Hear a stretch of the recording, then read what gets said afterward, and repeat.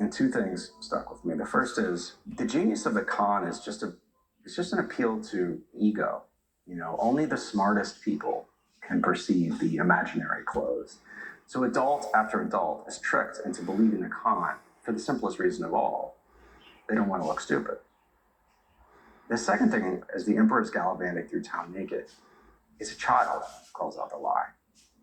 The only one brave enough to speak truth is someone who doesn't know he's being brave. He's simply telling the truth. Well, it's hard not to see myself as that child. Who was I to call it out? And yet, maybe I was right. And what a story that would be. Mackenzie teamed up with journalist Jacob Silverman, and the two began their investigation, publishing articles in Slate, The Washington Post, The New Republic, and more, while interviewing some of the biggest names in cryptocurrency, like FTX founder Sam Bankman-Fried, now accused of fraud, facing up to 115 years in prison. He has pleaded not guilty. What was that conversation like? Bizarre.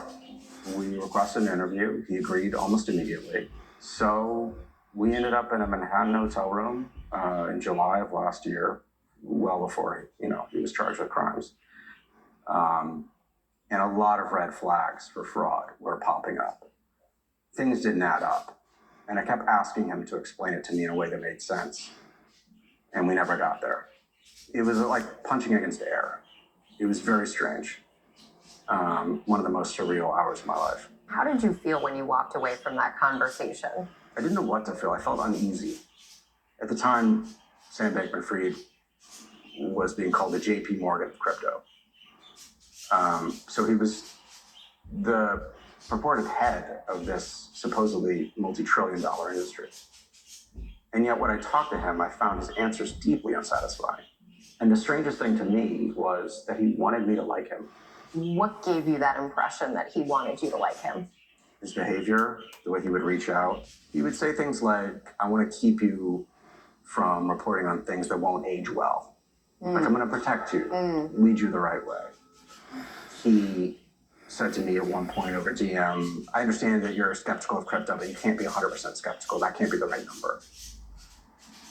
Which, I can understand the rationale there, but I didn't quite understand what he was trying to get out of me. He just wants that little piece of doubt. A little room. Mackenzie was eventually invited to testify in front of the Senate Banking Committee at the end of 2022 following the collapse of FTX and just days after Bankman-Fried's arrest. The demise of FTX and Alameda represent the most spectacular corporate downfall since Bernie Madoff's Ponzi scheme imploded in the wake of the great financial crisis. So how do you cram for that?